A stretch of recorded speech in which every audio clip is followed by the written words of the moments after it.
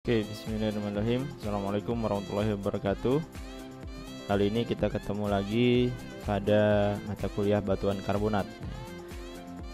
Hari ini atau materi kali ini kita akan membahas mengenai butiran penyusun batuan karbonat. Jadi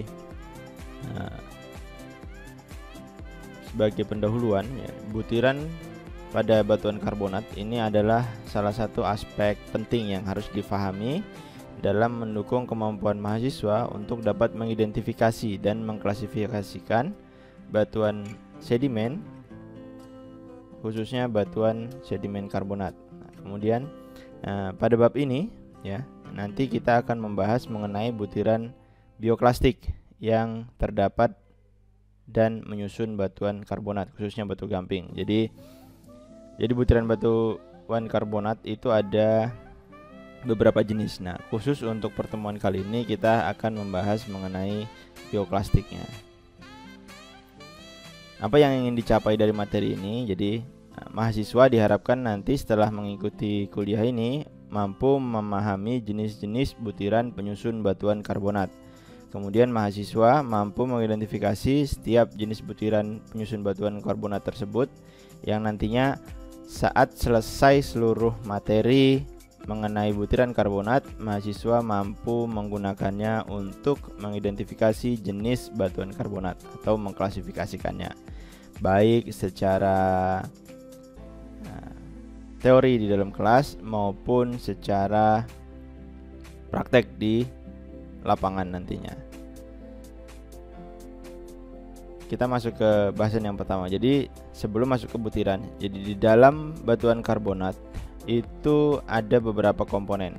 Yang pertama adalah grain atau butiran itu sendiri, kemudian ada mud, kemudian ada semen, dan ada pore-nya. Jadi kalau kalian lihat gambar di sebelah ini adalah gambar grain ya, ini adalah gambar grain. Kemudian yang coklat muda ini yang di tengah yang mengisi ini adalah mud, jadi ini adalah mudnya. Kemudian semen itu yang mengikat nanti antara satu butiran dengan butiran yang lain, atau dia akan mengisi pori. Pori yang mana? Pori yang berwarna biru, karena sayatan ini diberikan stain berupa blue dye. Kemudian butiran pada batuan karbonat itu sendiri dibagi menjadi dua jenis ya. Jadi skeletal dan non skeletal. Sisanya yang ada pada batuan karbonat itu masuk ke dalam ground mesh. Jadi ini adalah massa dasar ground meshnya ya. Yang di sini ini adalah ground mesh, massa dasar. Nah, sementara yang butiran itu adalah yang ini. Nah, nanti kita akan lihat apakah dia tergolong ke dalam skeletal atau non skeletal ya. Jadi butiran dibagi menjadi dua, skeletal dan non skeletal. Nah, yang skeletal ini adalah material bioklastik ya, sebagian besar, atau dia merupakan organisme yang tumbuh pada satu lingkungan tertentu ya. Jadi skeletal ini dia biogenik dari makhluk hidup, sisa-sisa makhluk hidup yang terbatukan menjadi batuan karbonat. Dalam kata lain, skeletal ini adalah fosil yang terdapat pada batu gamping ya, baik itu nanti tumbuhan maupun hewan. Nah, pada pertemuan kali ini ya, kita hanya akan membahas mengenai material allohem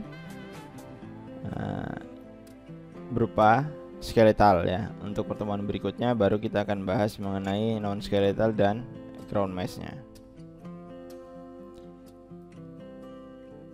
Apa itu allohem? Allohem itu merupakan komponen batuan karbonat yang berupa partikel atau butiran yang berukuran lebih dari atau sama dengan pasir. Jadi dia mulai dari ukuran pasir, karena tadi kalau kita lihat pada slide sebelumnya, dia dibagi yang ukuran matrix, artinya di bawah pasir, ukuran mud itu masuk ke dalam ground mesh. Sementara yang masuk ke allohem itu ukuran pasir sampai bongkah ya. Nah, allohem dibagi menjadi dua. Jadi skeletal ini adalah sisa-sisa makhluk hidup yang pernah hidup atau tumbuh pada satu lingkungan tertentu ya. Dalam kata lain, dia berupa tubuh fosil. Jadi skeletal ini sebenarnya fosil yang ada pada batu gamping yang akan kita identifikasi. Kenapa kita perlu mengidentifikasi skeletalnya?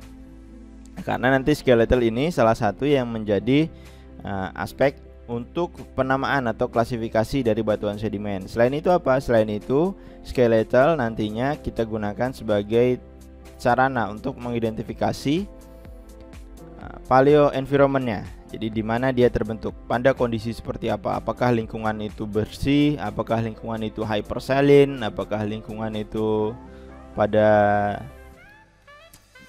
tempat yang dangkal atau lingkungan itu tempat yang dalam? Apakah area yang tertutup? Apakah area yang terbuka yang langsung kontak dengan ombak? Ataukah dia berada di margin dari si shelf-nya sebelum slope-nya? Oke. Itu kenapa kita perlu mengidentifikasi skeletalnya. Maupun non skeletal juga sama fungsinya. Jadi non skeletal ini bedanya dia merupakan komponen yang diendapkan secara kimiawi atau diproduksi secara anorganik. Jadi dia bukan merupakan bagian dari makhluk hidup yang kita sebut sebagai non skeletal ya. Jadi yang skeletal ini adalah sisa-sisa makhluk hidup yang pernah hidup atau tubuh fosil. Ini yang kita identifikasi sebagai skeletal ya. Di mana skeletal dan non skeletal itu diendapkan pada lingkungan pengendapan batuan karbonat, dalam kata lain adalah platform karbonat. Jadi skeletal itu diendapkan pada lokasi ini ya. Ini di Bahama. Saya ambil punyanya Kendall tahun 2005.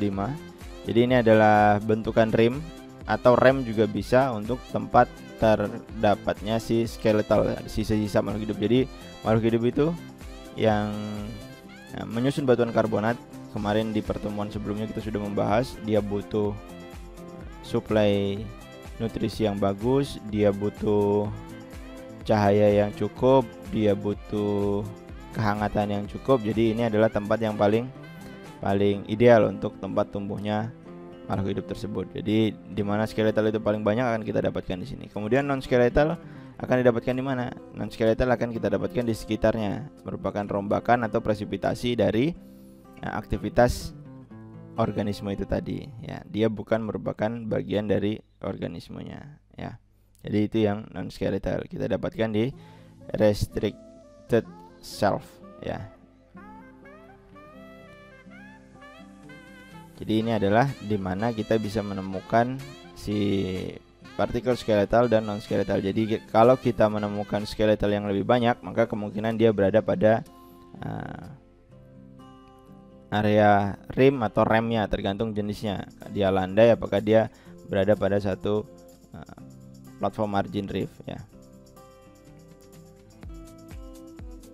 Nah ini lebih detailnya. Jadi skeletal dan non skeletal setting. Jadi di mana jenis-jenis skeletal tertentu atau non skeletal tertentu dia diendapkan pada satu lingkungan pengendapan ya. Jadi ini skeletal grain itu dia muncul pada daerah-daerah yang berdekatan dengan reef ya. Jadi di daerah sini dia akan banyak blue atau green algae, kemudian rival skeletal ya itu. Kemudian algae juga bisa didapatkan di sekitar sini. Nah, kemudian yang lainnya didapatkan di mana? Dia masuk lebih ke dalam atau di bagian belakang, seperti adanya glebstone, pellets, physiolite ini atau oolit. Itu nanti dia merupakan bagian dari aktivitas presipitasi yang terjadi pada satu lingkungan pengendapan batuan karbonat ya. Kembali lagi, jadi allosem itu saya ingatkan lagi bahwa dia merupakan komponen batuan karbonat yang berupa partikel atau butiran yang berukuran lebih dari pasir atau berukuran pasir sendiri. Dan skeletal itu adalah sisa-sisa makhluk hidup, berarti dia fosil. Nah ya, jadi perlu diperhatikan bahwa itu adalah butiran yang menyusun batuan karbonat. Nanti apakah dia masuk ke butiran hasil rombakan ataukah dia butiran yang in situ, artinya dia autochthonous atau allochthonous, itu nanti akan membedakan dia pada saat penamaan batuan karbonat tersebut ya. Tapi kali ini kita hanya akan mengidentifikasi apa saja yang kita bisa identifikasi sebagai skeletal allothem ya. Jenis-jenisnya ada beberapa. Yang paling banyak adalah koral pada area reefnya ya. Kemudian ada foraminifera, ada echinodermata, kemudian ada mollusca, kemudian ada birozoannya ini biasanya di daerah reef juga, brachiopod, kemudian ada trilobites, ada ostracoda, ada stromatoporoids, ini juga biasanya penyusun dari si koral, kemudian ada sponge, ada algae ya. Penyusun dari reef. Nanti kita akan lihat satu-satu seperti apa contoh dari koral, foraminifera, echinoderms, mollusca, birozoan, brachiopod, trilobites, ostracoda, stromatoporoids, sponge, dan algae itu sendiri ya. Kita akan lihat dalam bentuk sayatan maupun dalam bentuk slab atau singkapan yang ada di lapangan ya. Karena saat di lapangan kita juga perlu untuk memperhatikan ya, ini yang sering terjadi kesalahan saat di lapangan saat kita mengidentifikasi batuan karbonat, dalam hal ini adalah batu gamping. Yang dilakukan oleh mahasiswa itu sebagian besar hanya mengambil sampel dan nanti akan dianalisis di laboratorium, selebihnya hanya dideskripsi sebagai batu gamping. Nanti kita akan lihat apa masalah yang akan didapatkan saat kita akan mengidentifikasi detail dari si batu gamping itu. Dalam hal ini contohnya adalah model pengendapannya atau lingkungan pengendapannya, atau kita akan membahas fasiesnya. Nah, itu perlu diidentifikasi juga di lapangan ya. Yang pertama, allothem yang paling besar yaitu adalah koral itu sendiri yang menyusun reef ya. Jadi koral ini adalah karang yang biasa kalian lihat kalau di video National Geographic, atau kalian yang suka snorkeling atau diving, kalian akan sering melihat ini ya. Jadi dia hidup, ada yang soliter, tapi sebagian besar dia membentuk koloni ya. Dia ini adalah hewan invertebrata, tidak bertulang belakang. Jadi dia bukan tumbuhan, dia adalah hewan yang hidup mulai dari Ordovicium sampai saat ini ya. Kemudian bentuk pertumbuhannya ada yang diskoidal, ada yang kerucut, ada yang berbentuk tabung ya. Koloni-koloni besarnya itu bisa membentuk hemisferoidal seperti rantai, atau yang bercabang-cabang seperti ini. Itu dalam koloni besarnya. Dia bisa berbentuk tabula, dia bisa berbentuk disepiman, atau secara umum ditemukan sebagai karang ya. Nanti ada tidaknya unsur-unsur tabula, disepiman itu tadi, dia akan menentukan dia masuk ke kelompok yang mana. Dia kelompok rugose coral, tabulate coral, atau seractinial coral ya. Dia akan digolongkan dalam kelompok ini kalau kalian membahas organismenya ini lebih detail. Tapi secara umum nanti untuk mengklasifikasikan batuan sedimen karbonat dan mengidentifikasinya, kita setidaknya harus bisa mengenali mana yang koral, mana yang bukan koral. Nah, untuk itu ini adalah contoh. Jadi ini adalah slab ya. Ini adalah slab pada batuan karbonat, khususnya batu gamping. Ini adalah koral. Jadi kita bisa lihat ini satuannya milimeter ya. Jadi ini 1 cm, 2 cm, 3 cm, 4 cm, 5 cm, 6 cm. Berarti ada segenggaman tangan ini. Hand specimen sebenarnya lebih besar lagi karena saya potong sini. Nah, sampel ini saya sayat. Ini asalnya dari Bayah, Banten. Ini saya sayat. Kemudian saya lihat komponen di dalamnya. Jadi mana yang skeletal, mana yang non skeletal, mana yang dia berupa mat atau ground mass-nya ya. Nah, saat saya sayat, kalau sayatan saya hanya mengenai bagian koralnya ini saja, karena ini sayatan saya besar sebenarnya, plate-nya 2 kali lebih besar daripada plate yang biasa kalian gunakan. sehingga ini bisa nampak lebih jelas sih koralnya ya. Nah, skeletal yang lainnya juga, kalau hanya sayatan di bagian sini saja, maka kemungkinan dari sayatan tipis ya. Kalau tadi kalian di lapangan hanya mengambil sayatan tipisnya, hanya mengambil sampel kemudian di sayatan tipis, kalian tidak selektif mengamati di lapangan, maka kalian tidak bisa mengetahui bahwa ini bukan seluruhnya koral seperti yang kalian sayat sebagian besar koral. Kalau gitu nanti akan salah nih, padahal koralnya hanya beberapa persen dari seluruhan bagian. Maka impactnya apa? Kesalahan berantai. Kalian akan menjadi salah dalam mengidentifikasi atau mengklasifikasikan fasies batuan karbonatnya. Salah mengidentifikasi fasies batuan karbonatnya, kalian akan salah untuk mengidentifikasi zona fasiesnya, zona pengendapan dari fasies tersebut. Apakah dia di platform margin reef, apakah dia di back reef, atau dia di forereefnya, di depan dari reefnya. Nah, itu penting untuk diketahui. Maka saat kita berada di lapangan, perlu kita lakukan deskripsi secara lebih detail lagi pada si sampel yang kita ambil. Caranya gimana? Biasanya dia cuma kelihatan putih. Kita harus basahi dia. Gunakan tools yang kalian miliki. Salah satunya adalah loupe, supaya kita bisa mengidentifikasi skeletal dan non skeletal dan ground mesh yang ada di sini. Kecuali kalau pada kasus-kasus batuan yang memang dia berada pada lingkungan-lingkungan yang lebih dalam, dia akan didominasi oleh material-material skeletal yang halus seperti foraminifera. Maka saat kita melihat di lapangan, kita tidak bisa memperhatikan skeletalnya secara langsung. Nah, sampel-sampel seperti itulah yang sangat perlu untuk dilakukan sayatan. Tapi pada singkapan kita harus mengamatinya, seberapa besar itu si tekstur itu berada pada singkapan tersebut. Apakah dia hanya spot, berarti dia bisa berupa litoklas nantinya. Litoklas itu bukan skeletal tapi butiran juga. Ataukah dia memang keseluruhannya satu lapisan penuh adalah batuan karbonat yang memiliki tekstur kecil-kecil seperti itu ya, atau yang bisa kita kenal sebagai pegstone ataupun waxstone ya. Jadi itu adalah pentingnya kenapa saat di lapangan kita harus mengidentifikasi secara langsung singkapan itu dulu dan hand specimen yang kita miliki, karena kalau tidak, kemungkinan kita memiliki kesalahan untuk mengidentifikasi mikrofasiesnya akan sangat besar karena sayatan kita terbatas ya. Kalau saya sayat full di sini, maka yang muncul hasilnya nanti akan bone stone. Nah, itu penting untuk kita pahami bahwa mengidentifikasi di lapangan itu sangat perlu ya. Jadi kembali lagi, ini adalah contoh koral pada sampel batuannya. Kemudian ini adalah pada sayatannya, dan ini adalah skeletal yang lain. Nanti kita lihat.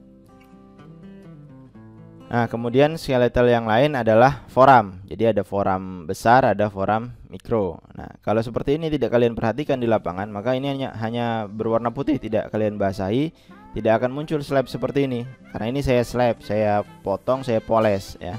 Jadi dia akan terlihat seperti ini. Tapi kalau di lapangan tidak bisa kita lakukan slab secara langsung.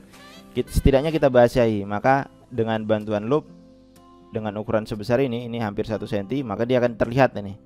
Kalau tidak akan terlihat. Nah, dari sini baru kita akan tahu, oh sebenarnya si skeletal berupa foraminifera besar planktonik ini penyebarannya tidak seluruhnya. Yang lainnya didominasi oleh koral atau spons atau yang lainnya yang lebih dominan. Berarti ini bukan material dominan, dia tidak menjadi penentu lingkungan pengendapannya, kecuali dia fosil-fosil khusus seperti meliolit itu ya.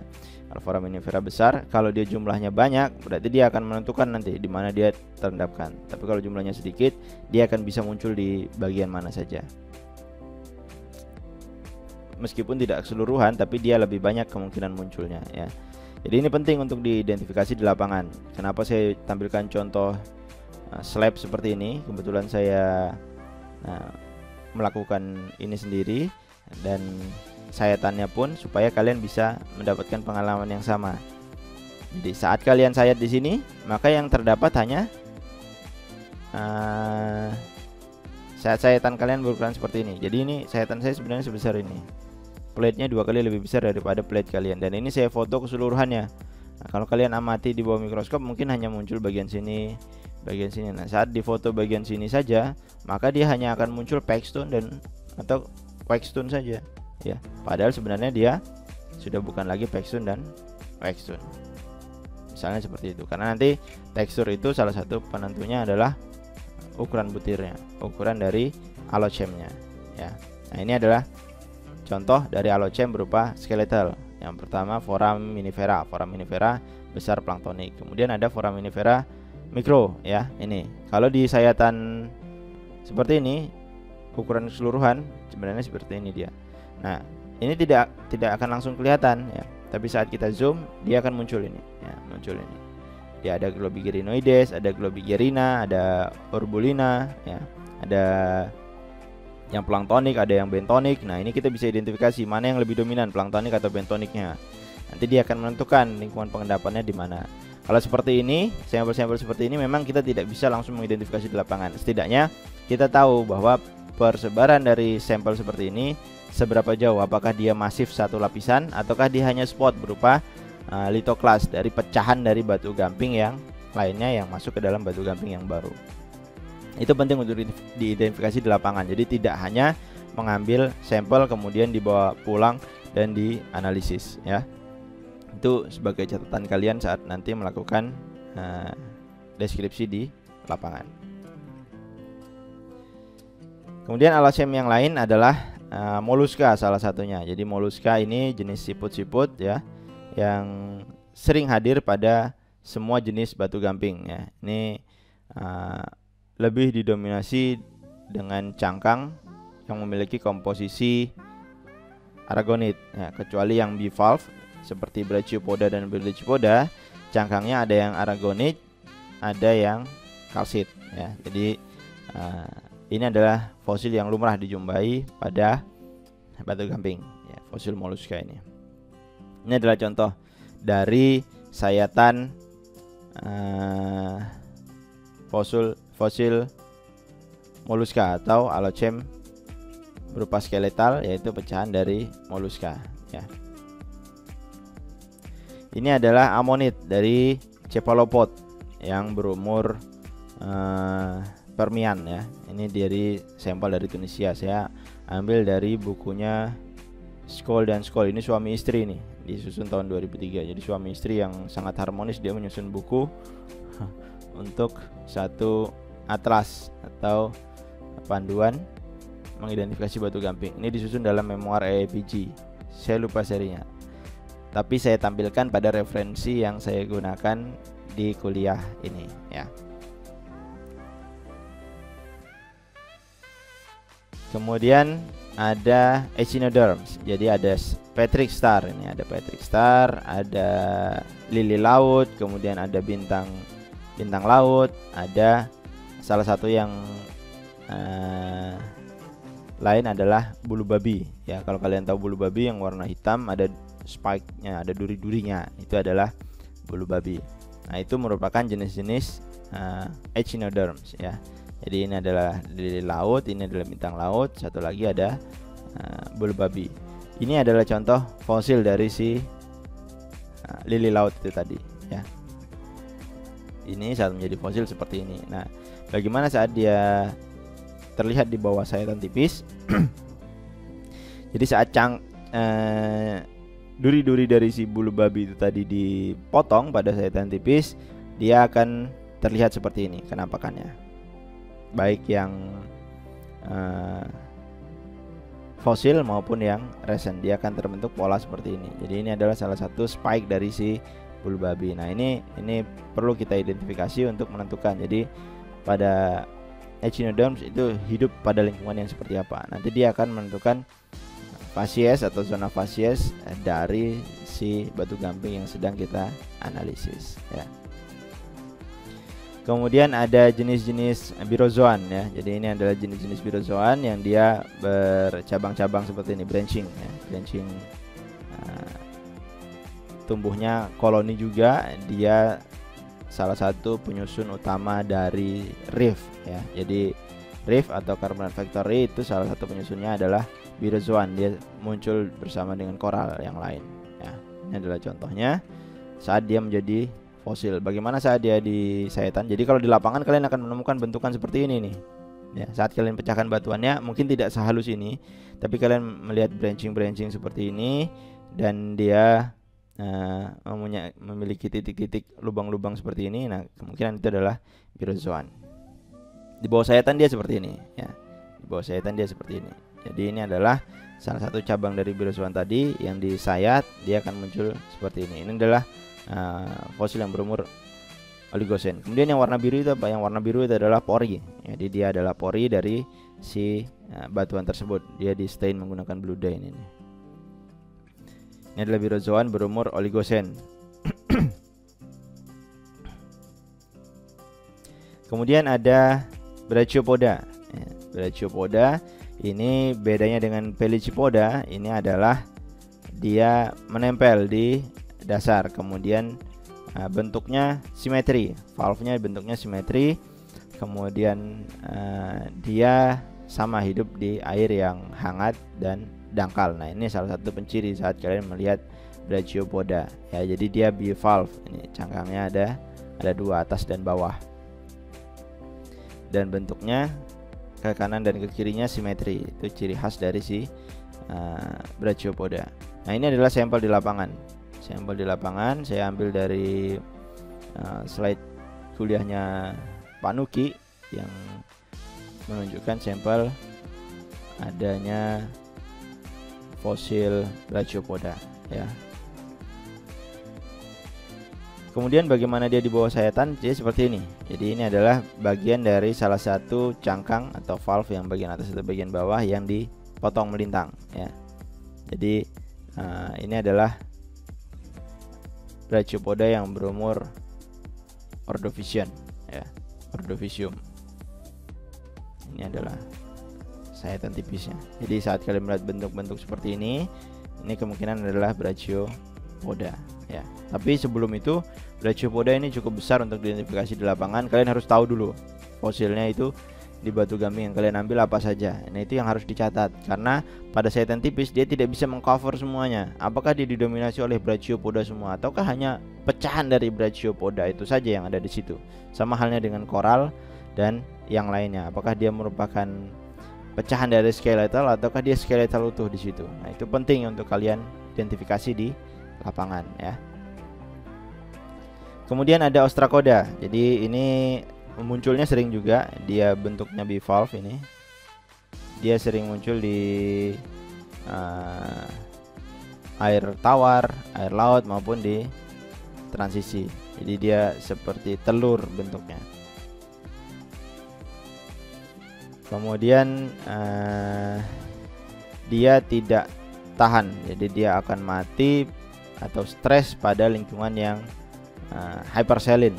Jadi kalau dia kemunculannya sedikit, Ostracoda ini, atau hampir tidak ada, maka kemungkinan lingkungannya itu hypersaline. Hypersaline itu seperti apa? Dia jenuh sekali, asin sekali, ya. Atau larutannya jenuh sekali, lingkungannya jenuh sekali, ya. Dia merupakan organisme yang hidup di dasar atau bentonik, tapi dia tidak menempel seperti Brachiopod itu tadi. Kemudian ada Stromatoporoids, ya, ada Stromatoporoids. Ini adalah sayatan dari Stromatoporoids. Dia lingkungan laut, hanya pada lingkungan laut, tidak ada pada air tawar. Ini adalah salah satu penyusun coral reef, ya. Jadi dia penyusun dari reef. Ini adalah bentuk sayatannya. Nah, kalau seperti ini kita tidak tahu apakah dia bentuknya besar atau kecil di lapangan pada singkapannya. Nah, ini adalah salah satu paradoks dari identifikasi Microfacies. Kenapa kita perlu mengidentifikasinya di lapangan dulu, ya. Kemudian jenis lainnya adalah spons, ya. Jadi spons ini dia merupakan invertebrata juga yang hidup menempel di dasar, ya. Jadi ini juga salah satu penyusun utama dari reef, ya. Bentuk sayatannya seperti apa? Seperti ini. Ini adalah bentuk sayatan dari si spons, ya. Ini bentuk sayatan dari si spons. Kemudian ada algae. Jadi ini adalah green algae yang dia membentuk stromatolith. Ya, ini adalah stromatolith. Kalau dia algae-nya menumpuk, green algae-nya menumpuk seperti ini, dia masif, apa namanya menjadi sebuah bending ini. Nah, ini nanti dia akan membentuk satu karakter batu gamping yang khusus. Kalau seperti ini bisa dipastikan bahwa dia adalah material autochthonous atau yang hidup di situ kemudian mati di situ dan terbatukan di situ. Dia memiliki struktur stromatolith seperti ini. Nah, ini adalah jenis-jenis batu gamping terumbu atau yang tidak merupakan produk rombakan ya. Nanti kita akan bahas pada bagian klasifikasi batuan karbonat. Ini bentuk lain dari si green algae yang dia membentuk satu bentukan khusus. Jadi dia membundar ya. Dia membentuk satu lingkaran berkerumpung. Ini seperti membungkus sesuatu ya. Ini dia ciri khas dari green algae yang berada pada lingkungan laut dangkal ya. Karena dia butuh untuk berfotosintesis ya. Meskipun dia cukup tahan pada kondisi yang hypersaline, tapi dia masih membutuhkan cahaya untuk bisa berfotosintesis karena dia adalah tumbuhan. Algae itu adalah jenis-jenis rumput laut ya.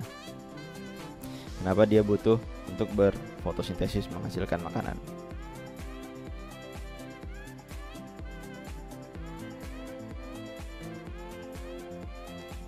Ini contoh lain dari green algae yang ditemukan di Rusia. Jadi dia tumbuh seperti membentuk pola dendritik ya. Pertumbuhan dendritik ini adalah salah satu ciri khas dari green algae yang kita bisa amati di sayetan. Bisakah algae diamati langsung di singkapan atau pada sampel tangan? Terkadang bisa ya, terkadang bisa. Khususnya alga merah atau red algae. Itu dia akan berwarna seperti porselin putih pada singkapan. Tapi kalian harus jeli apakah dia memang betul-betul algae ataukah bukan. Bagaimana warna porselin itu?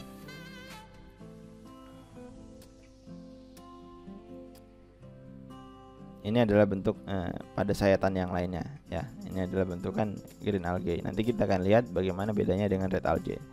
Nah, ini adalah red algae yang ada pada singkapan. Jadi ini adalah bentukan red algae yang dia terkumpul jadi satu. Dia pada kondisi seperti ini ya. Tadi green algae, ini adalah red algae yang kita jumpai di lapangan. Nah, saat ini dipecahkan, maka kita bisa lihat warna porselinnya. Kalau dari luar seperti ini akan sulit. Nah, ini bedanya red algae, dia akan membentuk struktur seperti ini pada sayatan ya. Ini dia juga berada pada laut dangkal dan dia butuh berfotosintesis ya. Jadi dia lingkungan hidupnya adalah laut dangkal.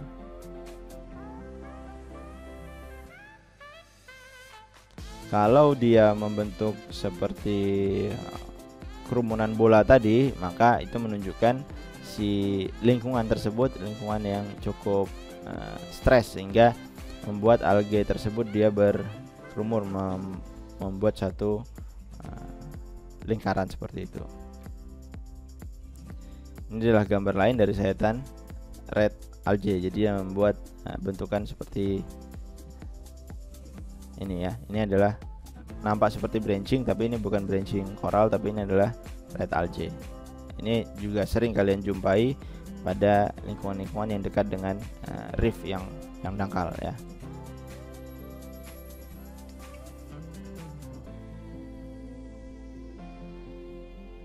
Baik di reef slope-nya maupun di back reef-nya. Oke, jadi itu materi mengenai butiran khususnya skeletal pada batu gamping. Di buku yang tadi saya maksud adalah ini, di Color Guide to Photography of Carbonate Rocks ya.